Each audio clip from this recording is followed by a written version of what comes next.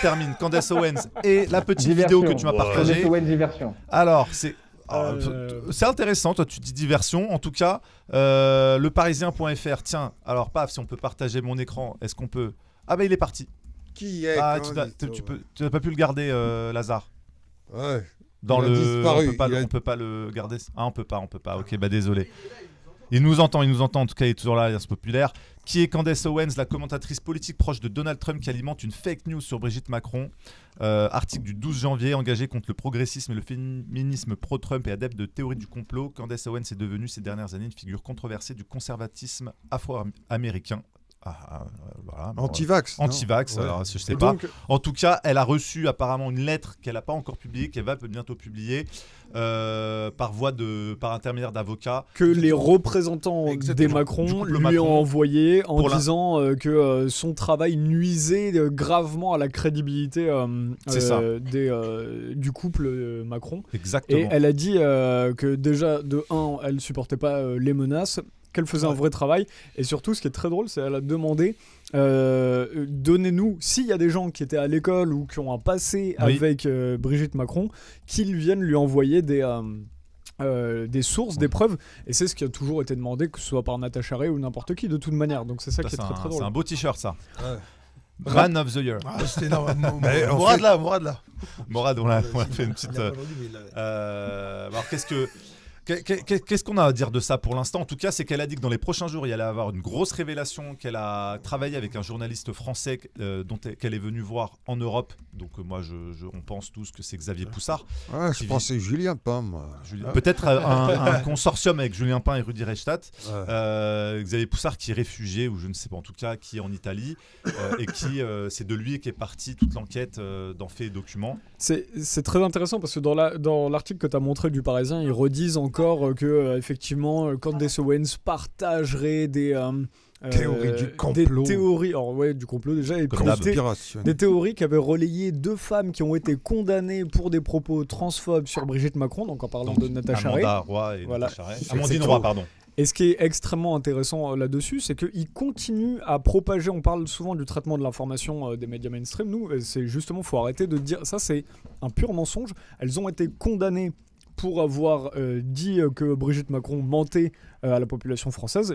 Brigitte Macron disait non, on n'a jamais dit qu'on avait tel sexe ou tel sexe, donc on n'a jamais menti à la population. Il ne faut pas confondre. Et donc ces médias traditionnels n'arrêtent pas de mentir en disant il y a eu des propos transphobes.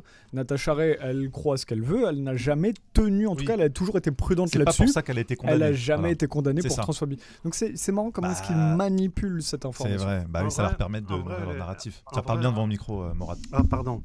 En vrai, elle a été toutes les deux, parce que c'est Natacha Ray et Amandine Roy, elles ont été condamnées elles ont été rendues déclarées coupables de diffamation publique envers particulier et non, Romain a raison, de diffamation quant à l'identité sexuelle moi je rajoute du pédocriminel conjoint du président. Mais la diffamation tenait sur des trucs secondaires. Et je vais aligner mon propos concernant le conjoint transsexuel du président que je qualifie de pédocriminel. J'ai rien à voir avec cette émission. Je passais par là. C'est eux qui m'ont dit de venir. En fait, je voulais pas venir au départ, moi. Putain. Morad, s'il te plaît, il faut qu'on en parle de manière cool.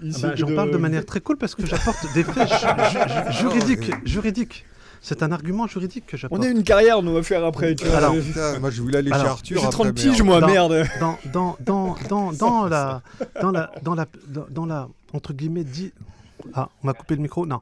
Dans la dit Allô, c'est bon. Voilà. Dans la dit arrestation de Zoé Sagan et tout ça, au prétexte qu'il aurait, selon Juan Branco, révélé l'âge réel de Brigitte Macron et d'Emmanuel Macron.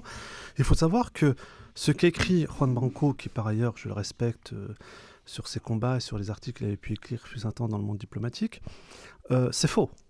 Le premier en France à avoir révélé la différence d'âge, c'est un Français, c'est pas n'importe qui, c'est Éric Stemmelen, qui était le directeur des programmes de France Télévisions, qui a écrit un bouquin qui s'appelle Opération Macron, qu'il a dû le faire éditer en Belgique aux éditions Le Temps des Cerises ou Le Cerisier, je ne sais plus, d'ailleurs qui avait été préfacé par Gérard Mordillat et prologue de François Ruffin. Et dans ce bouquin, effectivement, il raconte, c'est d'ailleurs le seul vraiment intérêt du livre, il donne cet élément factuel où il explique qu'effectivement, on a modifié l'âge pour rendre ça un peu plus romantique, qui correspondait un peu plus à la littérature française romanesque, hein, où c'était un peu à la Musset, tu vois. Mais ce qui est faux. Donc c'est lui le premier qui le révèle. Il va faire une émission chez Daniel Schneiderman, comment ça s'appelle ça ? Arrêt sur image. Arrêt sur image, puis après on va plus entendre parler de lui.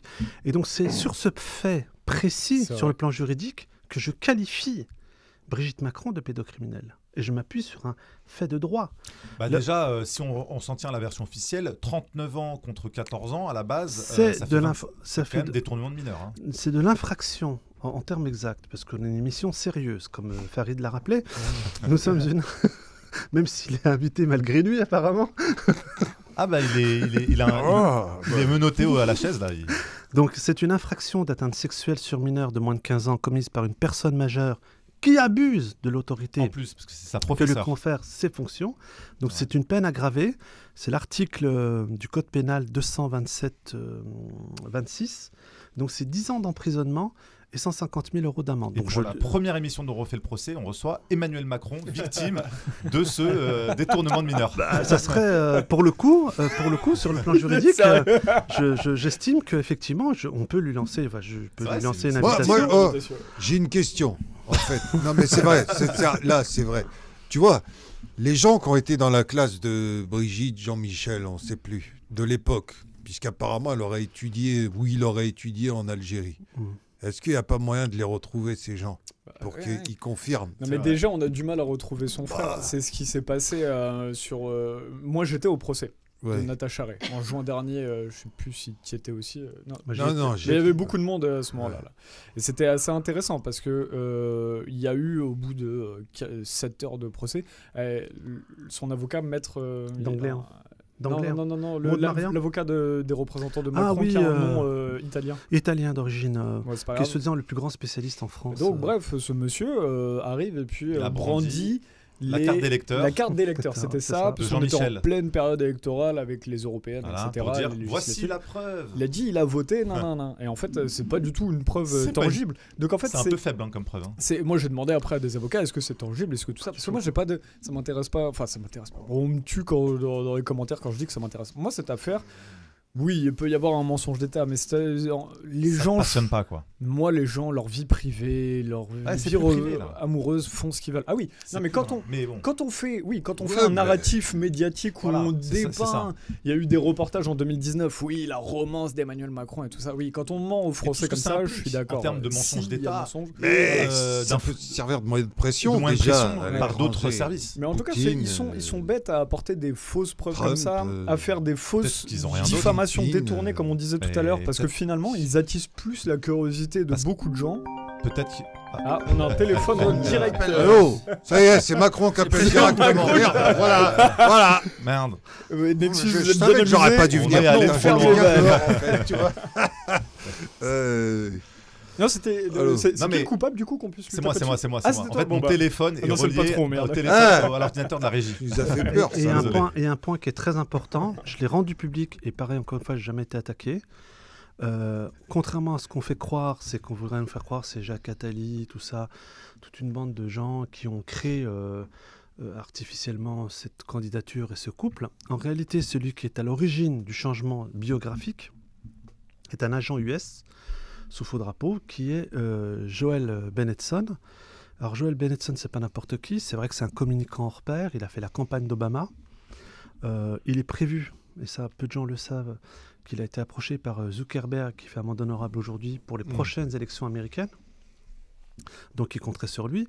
Et ce type-là a construit de toutes pièces cette candidature. Alors ce qui est très intéressant, et n'oubliez jamais ça, un des plus grands détournements de l'État, c'est-à-dire de l'autonomie énergétique de la France, c'est la vente d'Alstom. Macron est aux finances, et c'est à ce moment-là que vient le voir Joel Bennetson. Et en gros, le deal, c'est on va faire de toi un président, mais tu vas nous vendre l'autonomie énergétique de la France. Donc Macron, en plus de ça, est un traître à la France, Et aujourd'hui, on se retrouve dans la situation dans laquelle se trouve, c'est-à-dire en décrochage et en augmentation des prix de l'énergie de par sa trahison.